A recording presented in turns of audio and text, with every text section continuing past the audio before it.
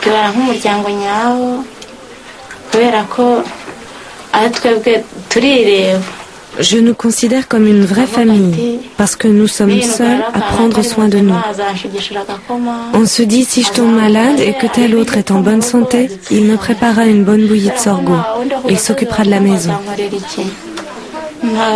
On ne peut pas dire que quelqu'un d'autre sur la colline va nous aider à le faire. Il ne nous considère pas comme les autres familles. Il nous manque de respect. Il ne nous considère pas bien, mais on le supporte.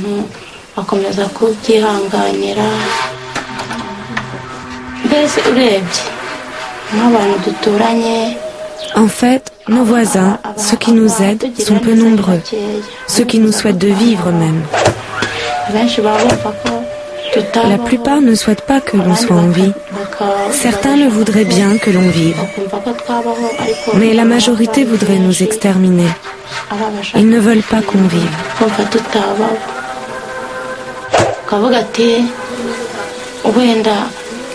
On se dit, nos parents sont morts, mais si tout ça revient, peut-être que ça ne me laissera pas vivante. Mais quand tu y penses, cela ne te prive pas de tes forces. Ça ne t'empêche pas de faire ce que tu as à faire. On se dit, je vais faire ça, et si je le fais et que ça marche pendant que je suis encore vivante, je le verrai. Et si je suis morte avant, c'est ceux qui restent qui en profiteront, qui le mangeront.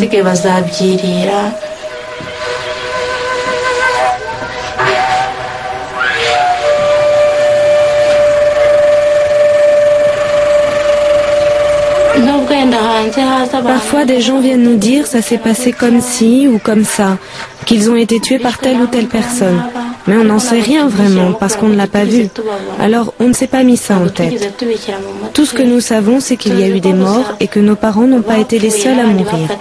C'est pour ça que cela ne doit pas être un problème trop lourd pour nous.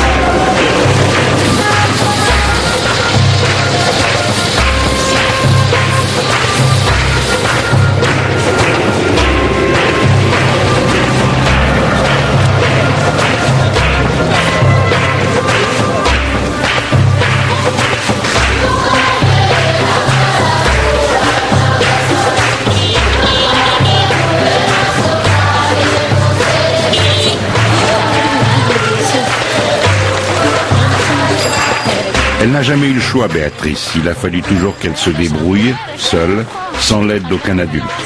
Alors elle marche, pendant des heures, pour aller acheter du pétrole, en gros, à la ville la plus proche, des heures, pour venir le vendre au marché de Kinazi.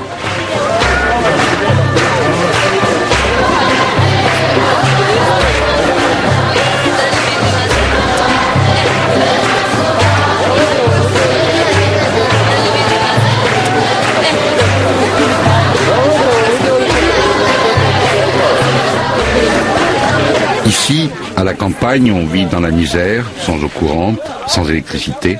Pour s'éclairer, on doit utiliser des lampes à pétrole. Alors Béatrice vend du pétrole, au détail, pour essayer de survivre, de joindre les deux bouts. Béatrice, une demi-bouteille, c'est combien? 1300. Une demi-bouteille? Donne-moi 2 doses. Je te donnerai l'argent une autre fois. Thérèse, donne-moi la dosette. Mais qu'est-ce que vous faites? Vous allez lui faire tout renverser. Donne-moi cette dosette. Tu traînes, tu fais quoi?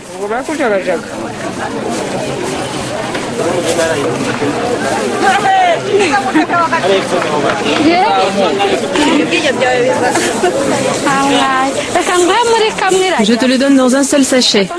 Ça va aller, t'inquiète pas pour ton pétrole. C'est comme si je t'en avais mis 2.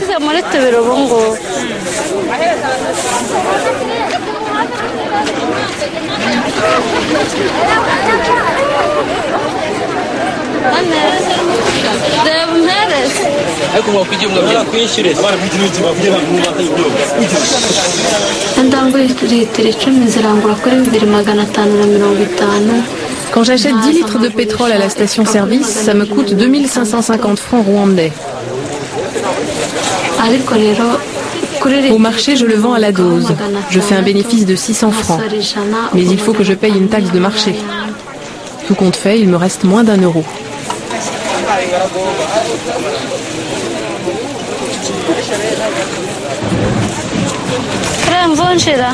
Donne-moi donc de la monnaie.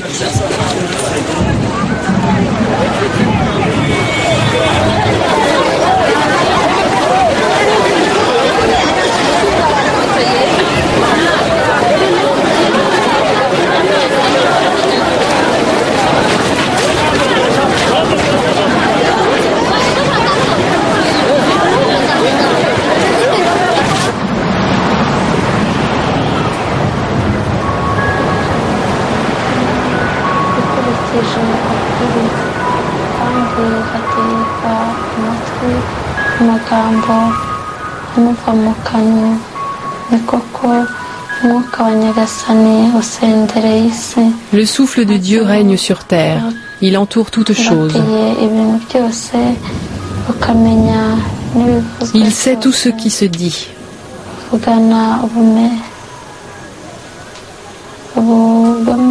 Celui qui parle avec cruauté, n'échappera pas à la cruauté. Ne recherchez pas la mort en déviant vos vies et ne suivez pas le chemin qui mène à la catastrophe par les actes de vos mains, parce que ce n'est pas Dieu qui a créé la mort.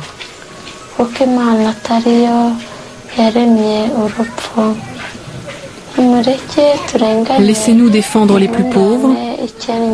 Laissez-nous avoir pitié de la veuve, du vieillard dont la tête est couverte de cheveux blancs.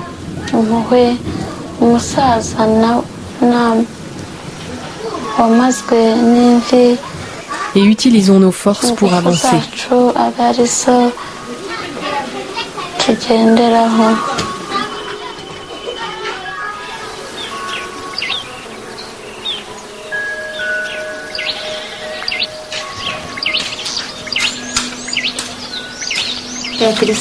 Béa est une maman.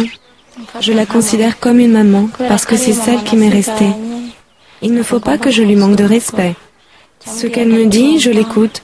Je sais que c'est la plus grande, que c'est elle la maman. Je ne peux pas lui manquer de respect. Si je le faisais, qui est-ce que je respecterais? À part elle, il n'y a personne d'autre.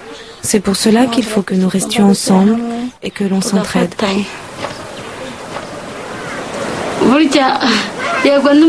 Oui, bien sûr, l'un est mon petit frère et l'autre ma petite sœur. Mais comme je leur apprends mes manières à moi, je les considère comme mes enfants.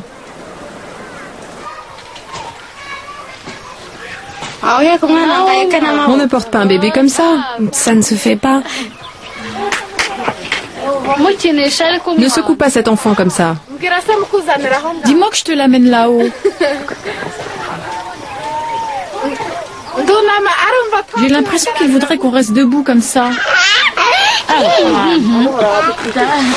Ce n'est pas papa. Tata. Dis tata. Amène-le-moi. Amène-le-moi qu'on joue ensemble. Je te l'amène. Je vais l'apporter à Béatrice.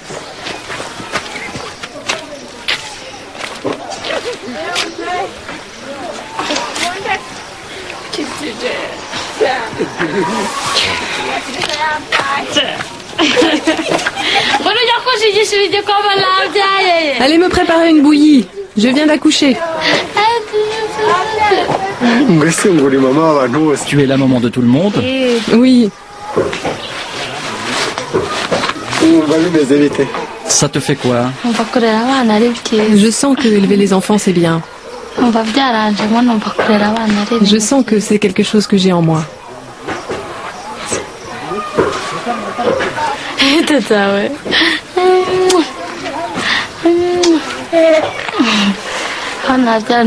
Les enfants que j'aurai, je les élèverai comme j'ai élevé les autres.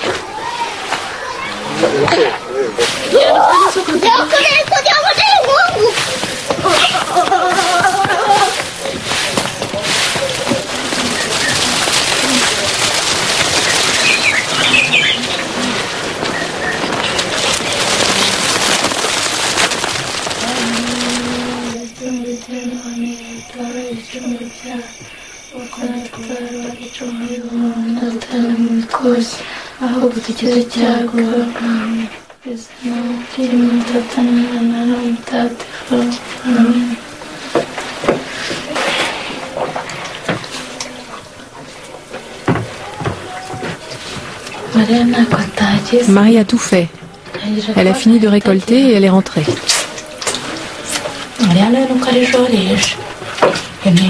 Marie, elle est débile. Tu ne sais pas ce qu'elle a fait? Elle a pris du manioc mouillé qu'elle venait d'éplucher et elle l'a mis dans un sac sur sa tête.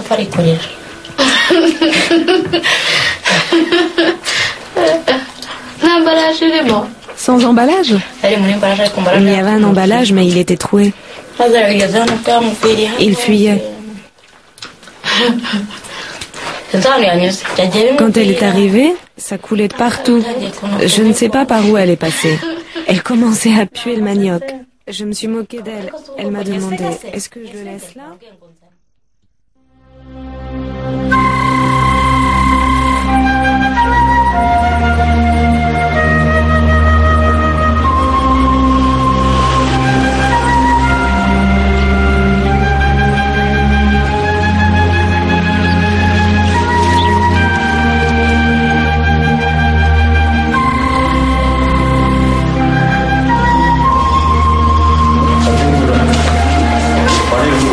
Attendez votre tour.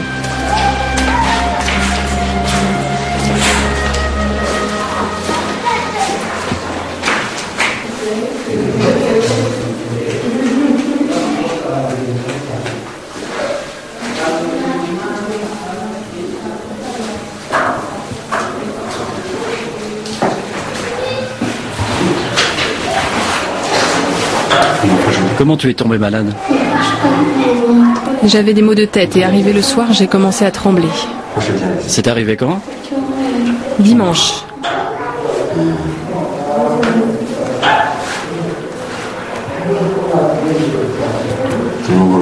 Le soir.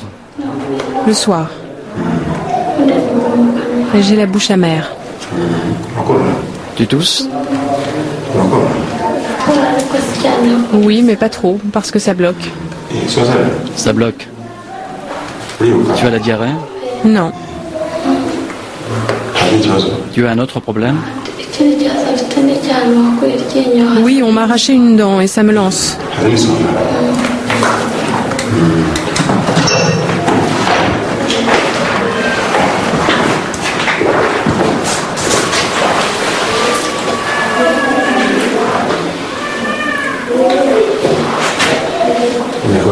Respire par la bouche.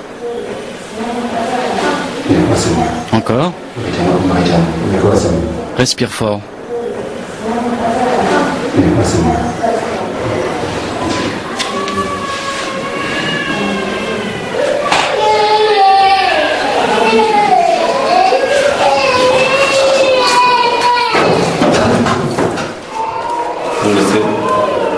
Si on te fait une prise de sang maintenant, tu vas pouvoir attendre les résultats ou tu reviendras les chercher? J'attendrai.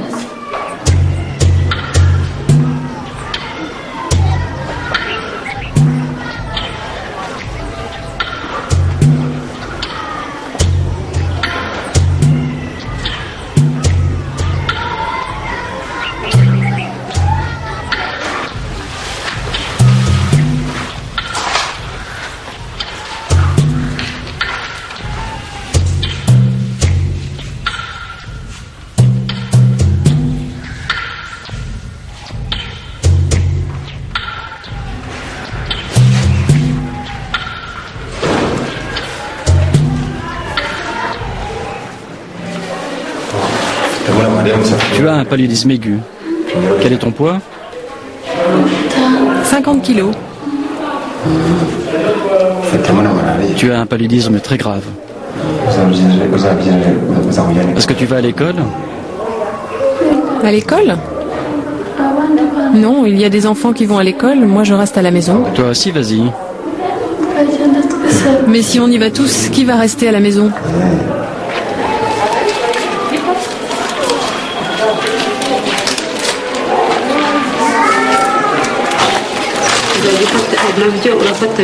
Tu en prends 2,5 à l'heure que tu veux aujourd'hui et demain. Puis après-demain, tu en reprendras 2,5. Toujours à la même heure. Tu comprends?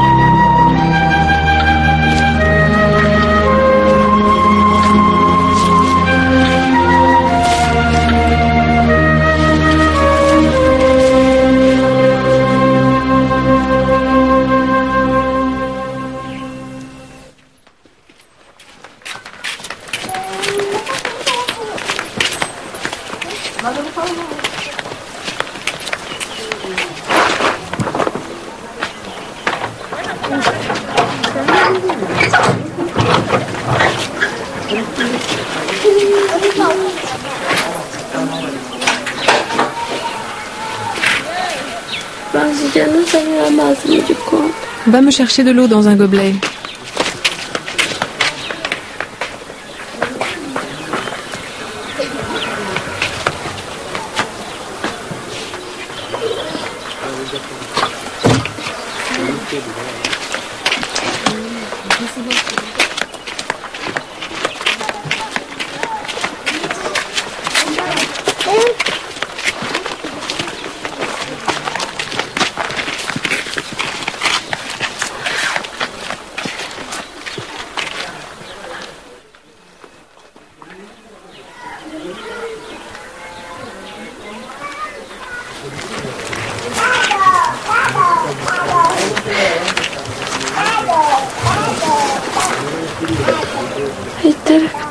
Fais attention de ne pas renverser.